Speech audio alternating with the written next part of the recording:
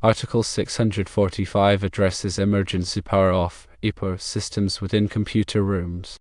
The core function of an EPO system is to rapidly de-energize specific equipment in the event of an emergency situation such as a fire or other hazard.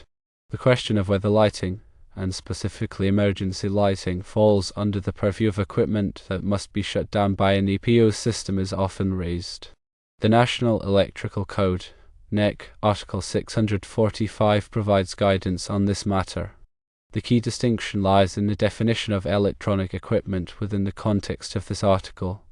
Lighting, in its conventional sense, is not considered electronic equipment as defined by Article 645.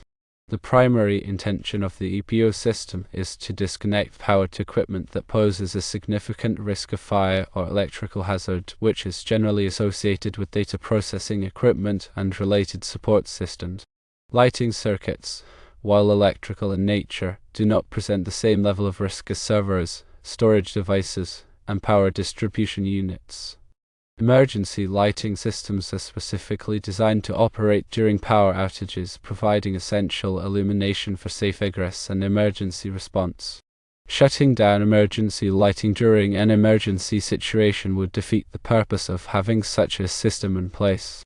Therefore, emergency lighting is explicitly excluded from the requirements of Article 645 regarding EPO system shutdowns. In summary, the EPO system in a computer room is not required to shut down general lighting or emergency lighting. The focus of the EPO system is on disconnecting power to electronic equipment that poses a higher risk of fire or electrical hazard. This ensures that emergency lighting remains operational during emergency situations, providing crucial illumination for personnel safety. To delve deeper into the specifics of EPO systems and their application in computer rooms, it's important to consult the National Electrical Code, specifically Article 645, for detailed requirements and definitions. Additionally, local building codes and regulations may impose further requirements or interpretations that must be adhered to. The design and implementation of an EPO system should be carried out by qualified electrical engineers or technicians who are familiar with the relevant codes and standards. They can ensure that the system meets all applicable requirements and provides adequate protection for personnel and equipment. The exclusion of lighting from EPO system shutdowns is based on the understanding that lighting circuits, especially emergency lighting, serve a vital safety function during emergency situations. Shutting them down would create a hazardous environment and hinder emergency response efforts.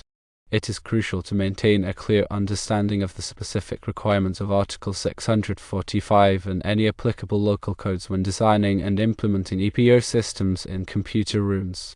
This will ensure that the system provides the necessary level of protection while also allowing essential safety systems to function as intended. In addition to the NEC, other relevant standards and guidelines may provide further information on EPO systems and their application in computer rooms. These may include standards from organizations such as the Institute of Electrical and Electronics Engineers, IE, or the National Fire Protection Association, NFPA. Consulting these resources can help to ensure that the EPO system is designed and implemented in accordance with best practices.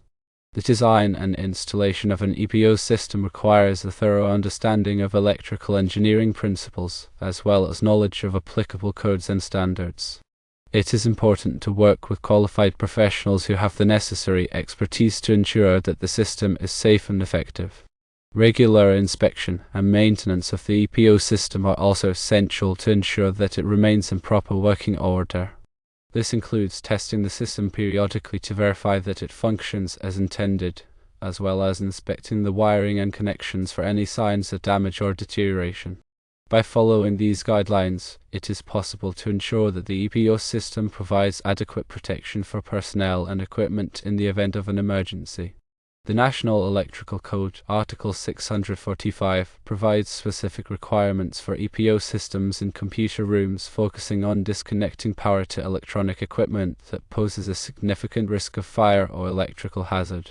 Lighting, in general, is not considered electronic equipment under this definition, and emergency lighting is specifically excluded to ensure illumination during power outages.